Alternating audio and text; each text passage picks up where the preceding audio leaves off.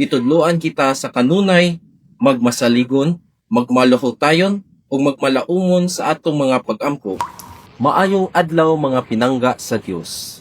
Kini si Jerry Clyde S. Sarausad, usa ka Configuration Stage 1 Seminarian, gikan sa Diocese sa Tandag, na nagtungha sa Seminaryo Mayor di San Carlos.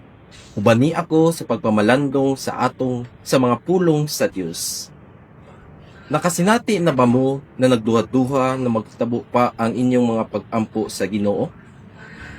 Ang atong ebanghelyo karon nagsaysay sa milagro na naitabo sa kinabuhi ni Zacarias ug sa iyang asawa na Isabel. Nga diin, kini nagatudlo kanato na tumanon gayud sa Ginoo ang atong mga pag-ampo sa taknang panahon, kung kita magpabiling maunungon sa atong mga pag-ampo ug magmasaligon kanunay sa Ginoo.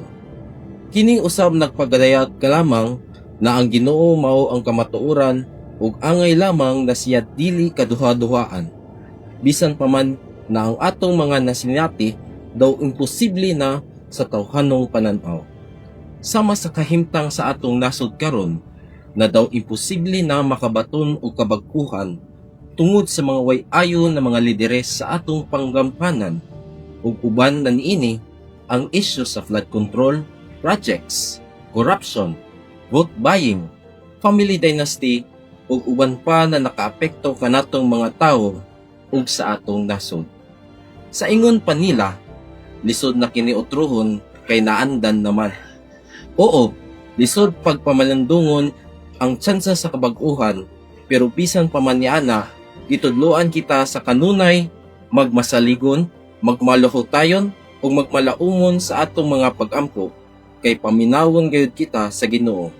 Sa katapusan, dili unta nato pakyason ang mensahe sa atong ebanghelyo karon, na dili unta kita mahisama ni Zacarias nagduha-duha sa pagtuo sa mensahe gikan sa Ginoo, bisan pa man daw imposible kini tan-awon.